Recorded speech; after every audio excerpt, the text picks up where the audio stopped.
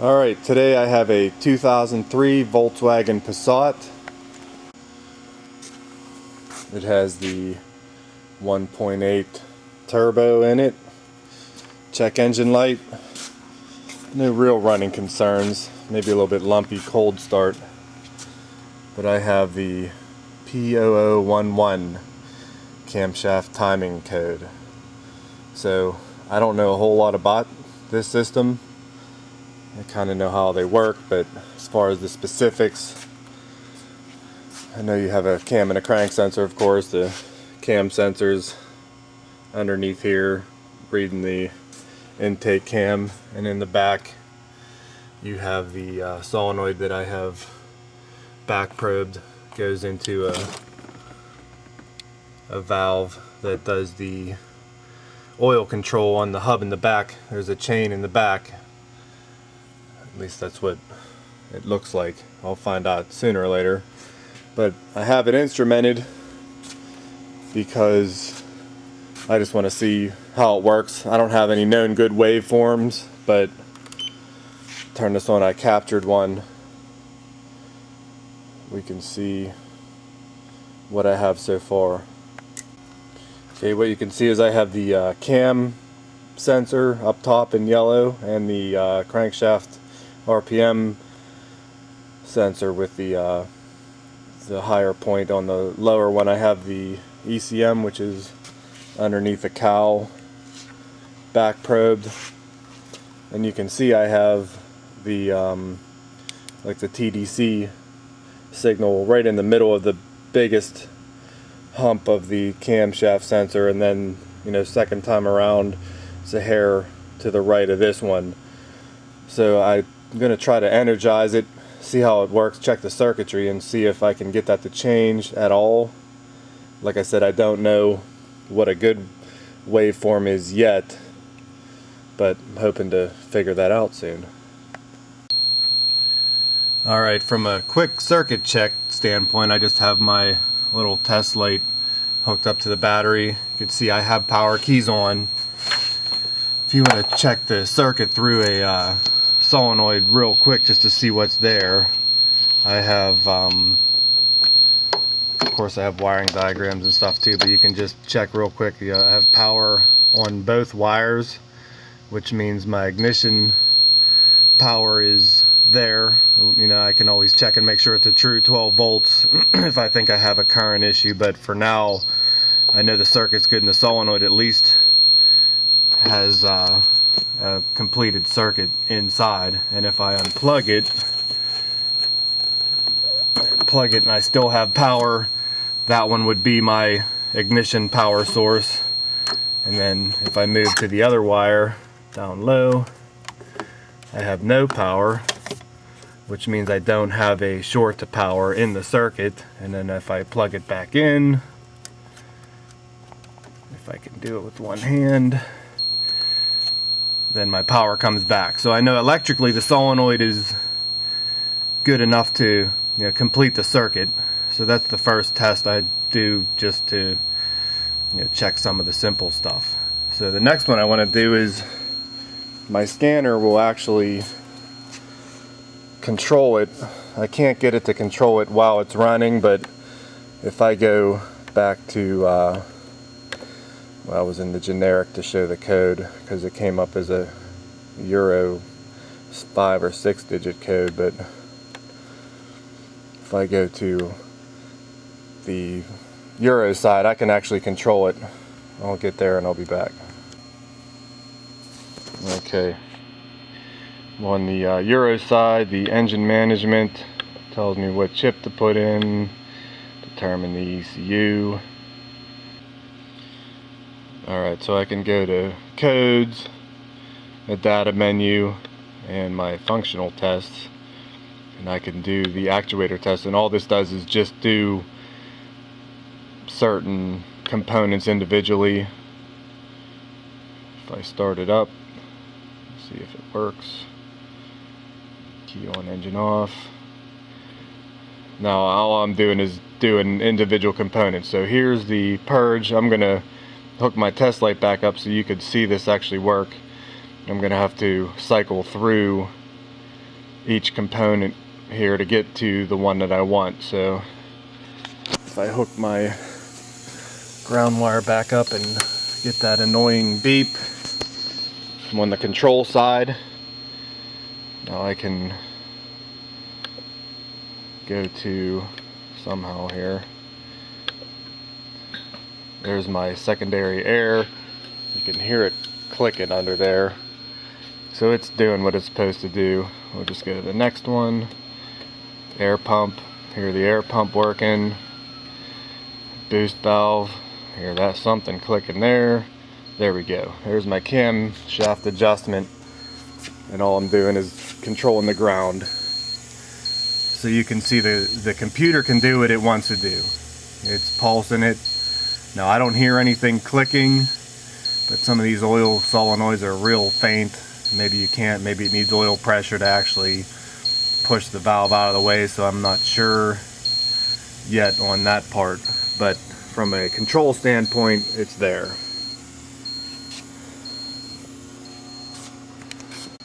Alright, what I'm going to do next, I'm just going to my generic lab scope. I'm going to do the 2-channel.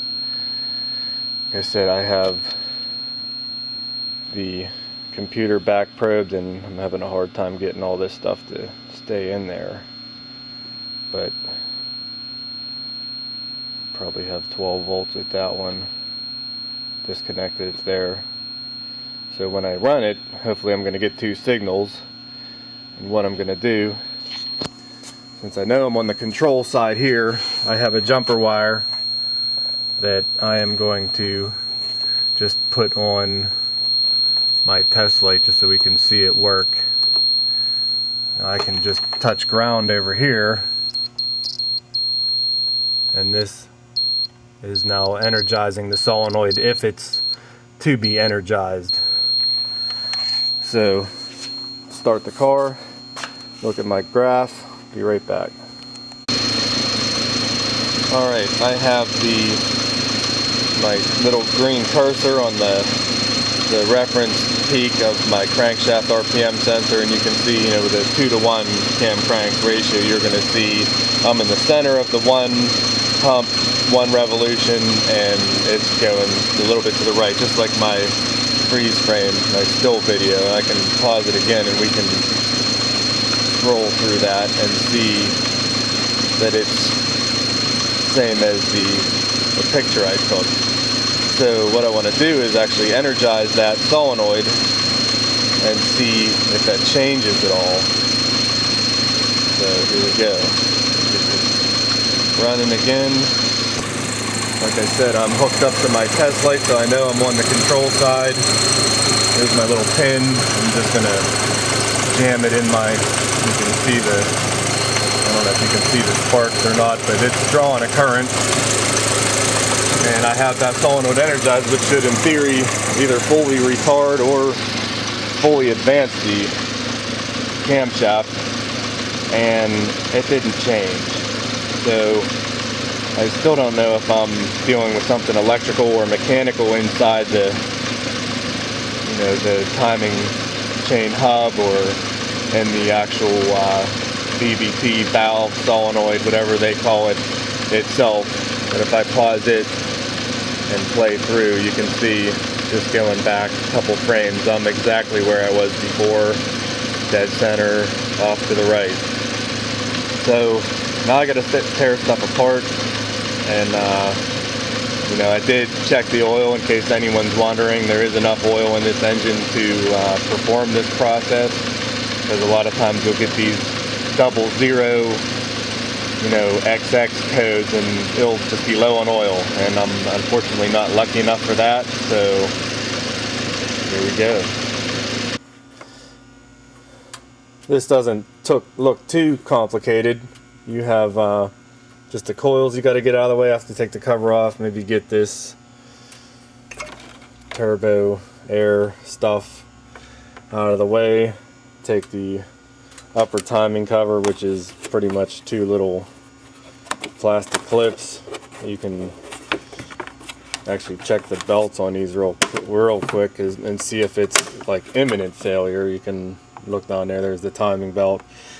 no super heavy cracks.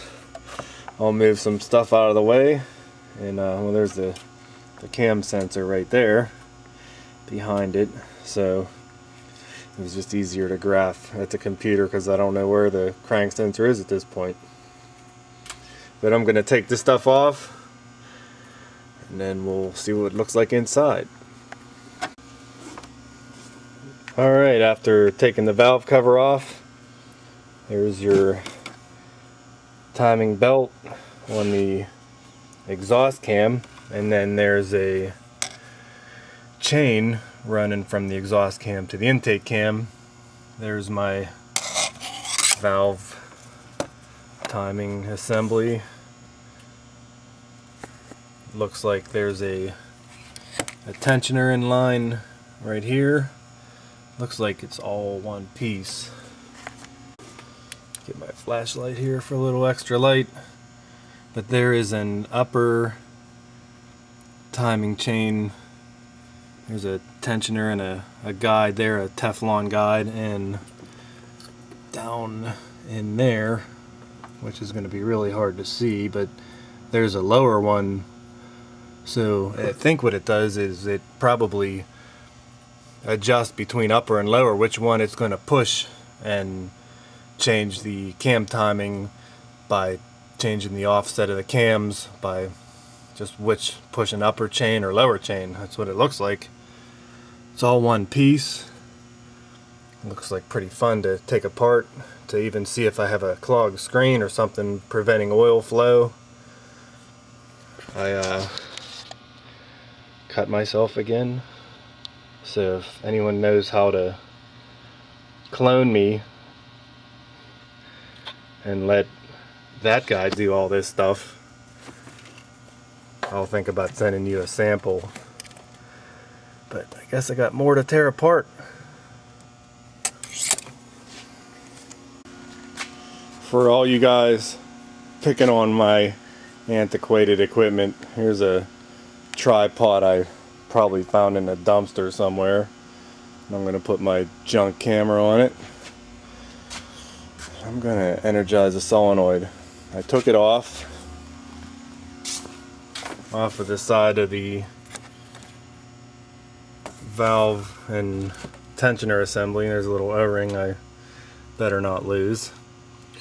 But it's like I said, I couldn't hear it working, so I want to see if it works before I start tearing stuff apart. So I have a million bench batteries and a jumper wire setup. Let's see what we got. Alright, so what I'm going to do is I have my positive already hooked up. You can see I have juice. So without shorting it out, and I don't want to fire anything out of there, I'm going to try to energize the solenoid. Oh, you hear it? I'm arcing off my other one here. But it actually works. So I'm actually going to try it in the car, because I couldn't hear it in the car. But that doesn't mean it wasn't, you know, backed up with a little bit of oil pressure and you won't hear it. So let's use the car harness for one last test.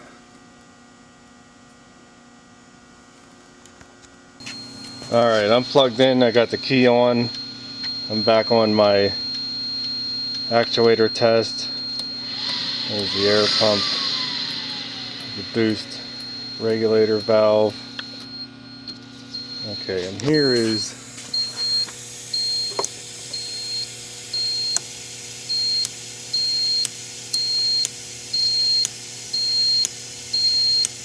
so the computer is working. I have enough amperage to make everything work. Looks like oil pressure will push on that because it doesn't return, but if I push it down, it will push it back up. So just wanted to confirm that before I start telling this guy what I need to do here. So I might have been a little bit backwards from the way other people would do it, but like I said, I'm not too familiar with the system. I'm just learning myself. So I'm going to continue, I suppose.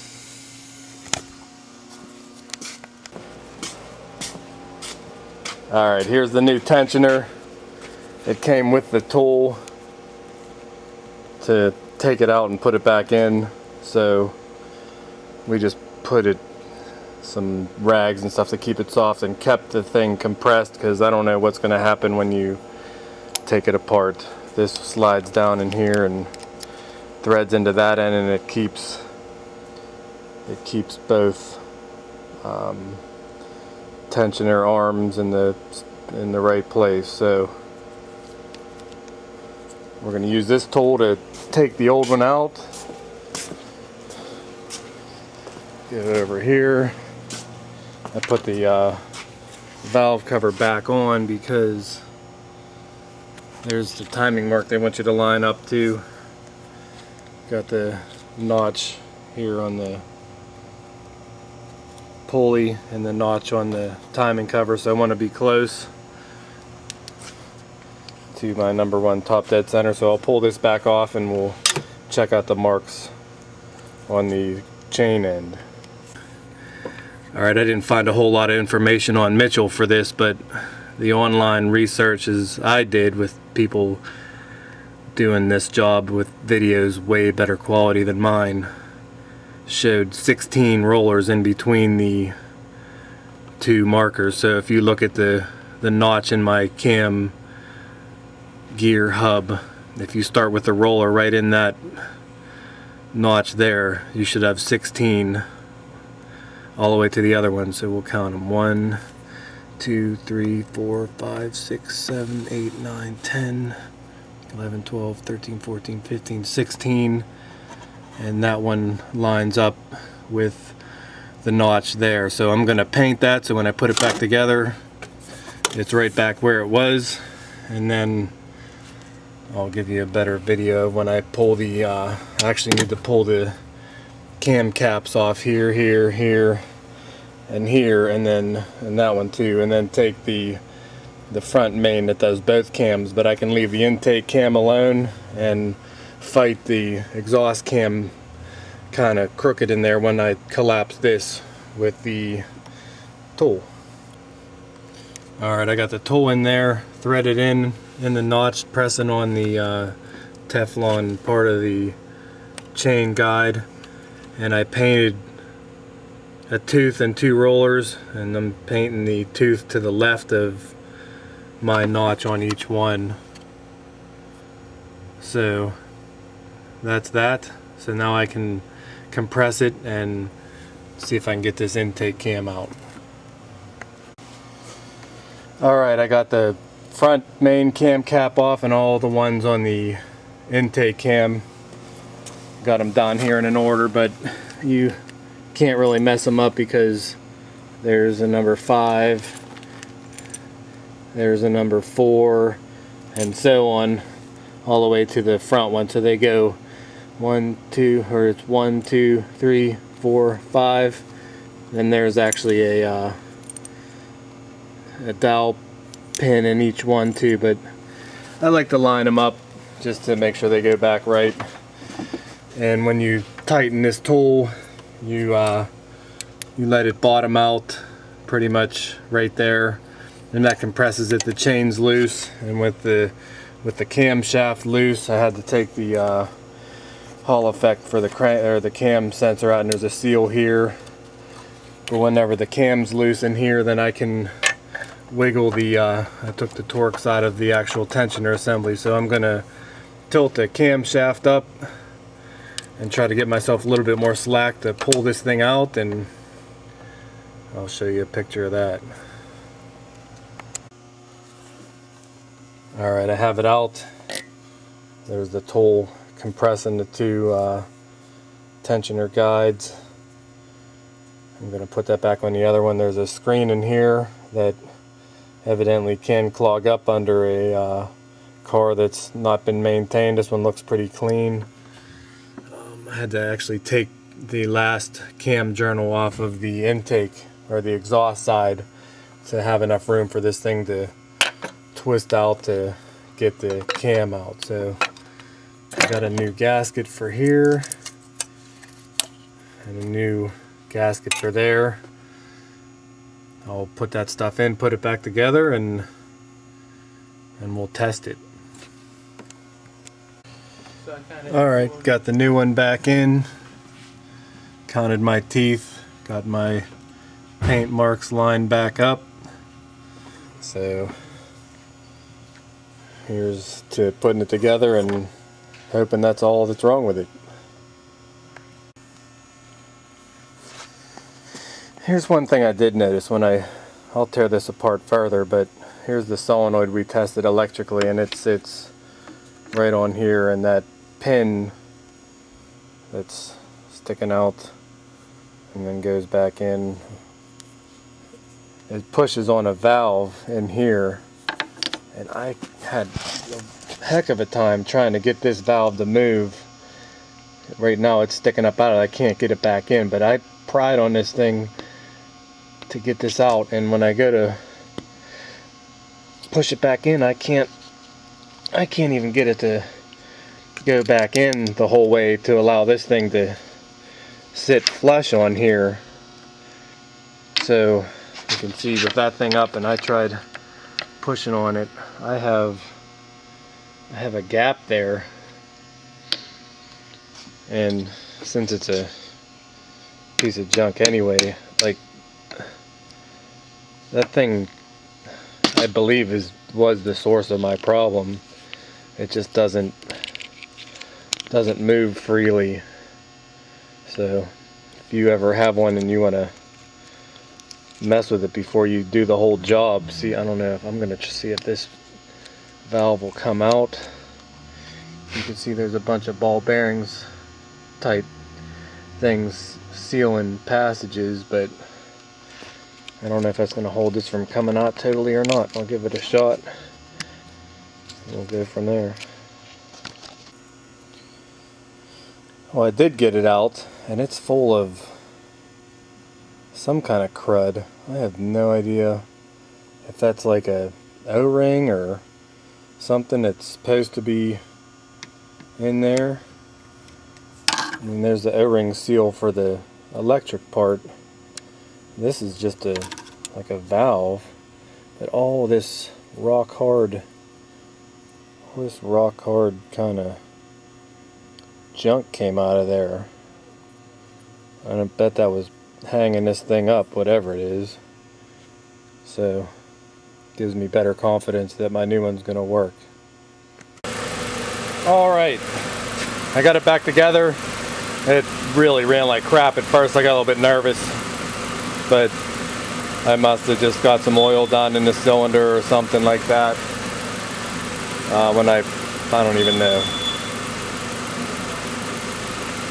But you can see that I'm setting my CO detector off, but you can see if I pause this, you can see now that I am not dead center of the big window, and I am not off to the side of the littler window in the cam sensor, so it's already in a different position. So what I'm going to do, I have a feeling this thing was in the stuck energized position, so I'm going to ground the solenoid and energize it and show you where it goes. The car even runs a little bit rough when I do it, but I'm going to save this one for a good movie for my internal data, and then I'll be right back. Alright, with it grounded, you can see, even bouncing back and forth, I'll pause it, but this is where I was at all the time, no matter what I did originally. So if I pause this, you're going to see I'm pretty much center of the big window, maybe a little bit off, but then I'm a little off to the right of the littler window. So there's definite change. I can pretty much call this one fixed, I believe. The only variables, of course, is the timing belt on right, and are these waveforms I'm generating right now, are they correct? So if the light doesn't come back on, I think it takes like 20 or 30 miles. So if the light doesn't come back on, I'm going to call this one fixed. And if it does come back on, I will definitely make another video of this. But I'm pretty confident and happy with the repair. So I appreciate you watching. Thanks.